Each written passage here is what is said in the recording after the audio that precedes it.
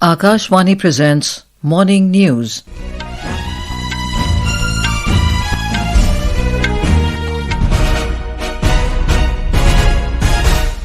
Good morning, I'm Anuja Kumar. The headlines. Prime Minister Narendra Modi calls for early review of ASEAN-India Free Trade Agreement to unlock full economic potential, stresses the need for unity in fight against terror.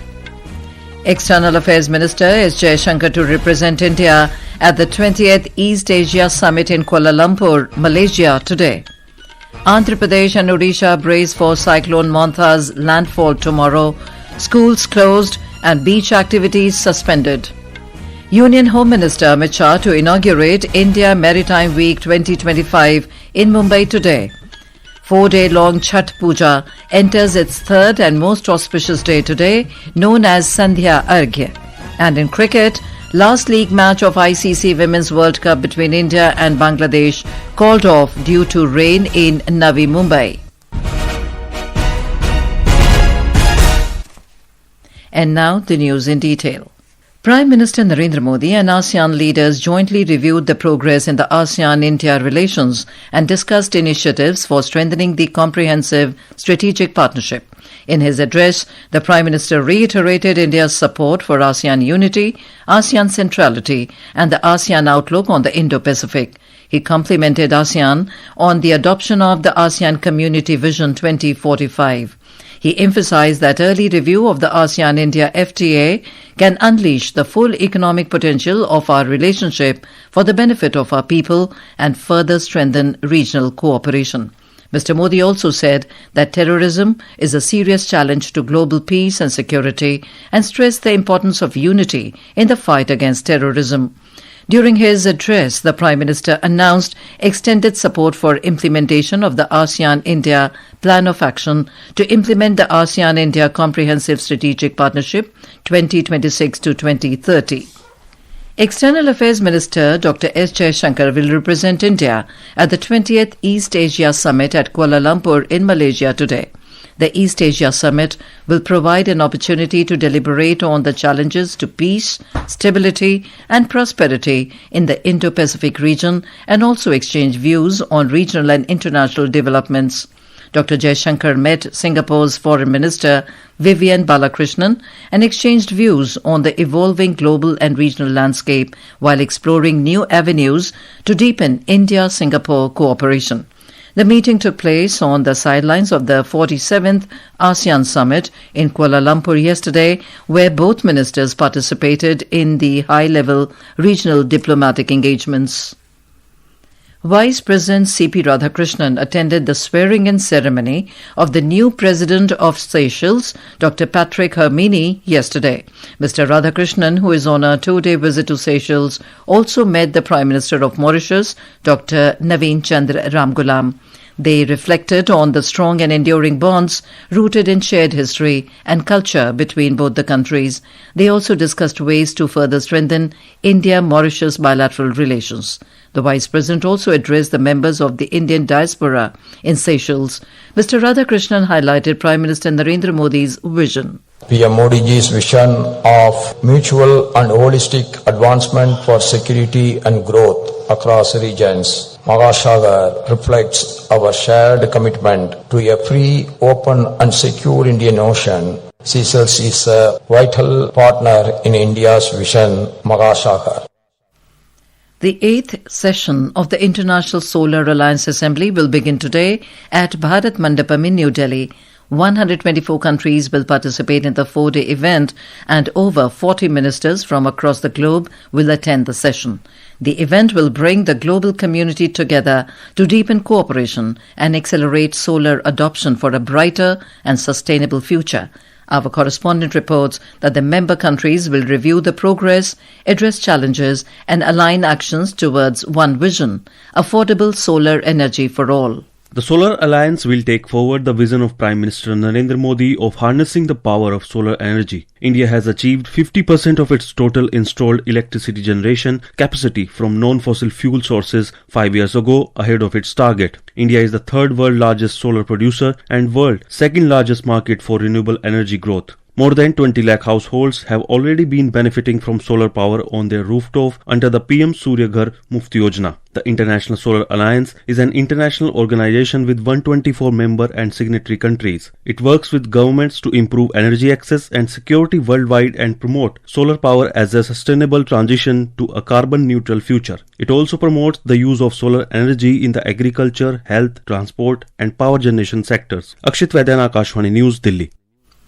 Union Minister of Commerce and Industry Piyush Goyal will visit Brussels in Belgium today on a two-day visit to hold high-level discussions with Maroš Šefčovič, the Executive Vice President and European Commissioner for Trade of the European Union. The visit comes at a crucial stage in the ongoing India-EU free trade agreement negotiations as both sides intensify efforts to conclude a comprehensive, balanced and mutually beneficial trade agreement at the earliest. This is Akashvani giving you the news. For quick news updates round the clock, follow us on our X handle at AIR News Alerts.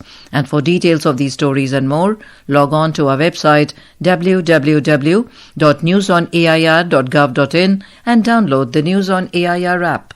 Andhra Pradesh and Odisha are bracing for Cyclone Montha's landfall tomorrow.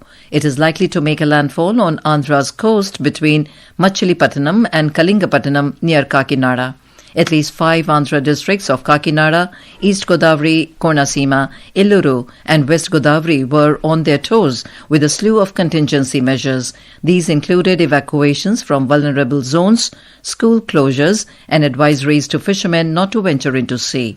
In Kakinada, officials started moving people from Hope Island to safer zones. Schools will be closed from October 27 to 31st in anticipation of heavy rain.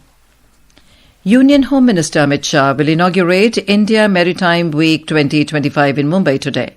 The 5-day event being organized by the Ministry of Ports, Shipping and Waterways in partnership with Indian Ports Association will showcase India's vision for sustainable maritime growth, trade expansion and blue economy development. More from our correspondent. The IMW will be inaugurated by Minister of Home Affairs Amit Shah. Will be joined by Chief Minister of Maharashtra Devendra Fadnavis, Chief Minister of Gujarat Bhupendra Patel, Chief Minister of Goa Dr. Pramod Sawant and Chief Minister of Orissa Mohan Charan Manjhi. Union Minister Nitin Gadkari and Minister of State for Port Shipping and Waterways Shantanu Thakur are also going to attend the IMW today. After the India Maritime Week event, Union Minister Amit Shah will distribute the state-of-art deep-sea fishing vessels at Mazagaon Dock in Mumbai. Chief Minister of Maharashtra Devendra Fadnavis and Union Minister of State for Cooperation Muralidhar Mohol will be present on the occasion. Prarthana, Akashvani News, Mumbai. The 4-day-long Chhath Puja entered its third and main day today, known as Sandhya Arghya. Sandhya Arghya is dedicated to the setting sun. The sacred moment signifies gratitude for the light, warmth and energy the sun provides throughout the day. On this day, families gather at river banks or water bodies carrying the soup or bamboo basket filled with traditional prasad like tekua, sugarcane, fruits and lit diyas. Devotees wade into water and offer arghya to the setting sun, praying for the prosperity and well-being of their children and family. In Bihar, millions of devotees and worshippers will offer arghya or sacred water offering to the setting sun. Our correspondent has the details. In view of the large gathering, extensive security arrangements have been made at 78 ghats along the Ganga River. The Chhath ghats have been barricaded and teams of divers and the NDRF and SDRF have been deployed for safety. Tomorrow morning, with the offering of arghya to the rising sun, the 4-day Chhath Mahaparv will conclude. Meanwhile, a large number of devotees have gathered to offer prayers at famous sun temples across the state. In view of Bihar Assembly elections, voter awareness messages are also being displayed at various Chhath ghats, urging people to participate enthusiastically in the upcoming polls. Dharmendra Kumar Rai, Akashvani News, Patna. President Draupadi Murmu today extended her greetings to all the countrymen on the occasion of Chhath Puja. In a social media post, President Murmu said that this festival is an opportunity to worship Lord Surya and Chhatti Maiya and to express gratitude towards Mother Nature. The GST Bachat Utsav kicked off on the 22nd of September as the Narendra Modi government slashed GST rates in many sectors, benefiting citizens across the country. Today, our correspondent brings a report on how the new GST rates on food items are helping the common man.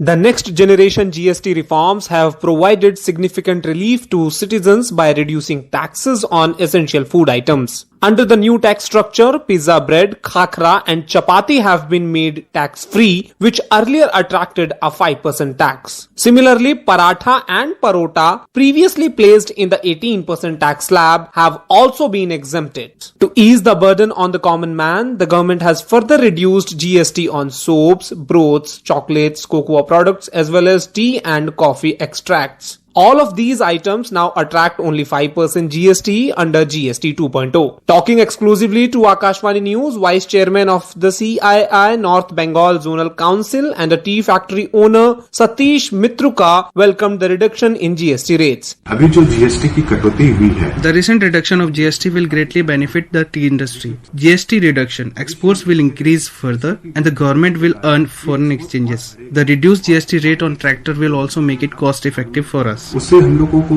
Cost effective होगा. This rationalization aims to improve the affordability of food, ensure daily nutrition, encourage consumption and provide economic relief to families. With Ishani and Arzu, Saklain Akhtar for Akashvani News, Delhi.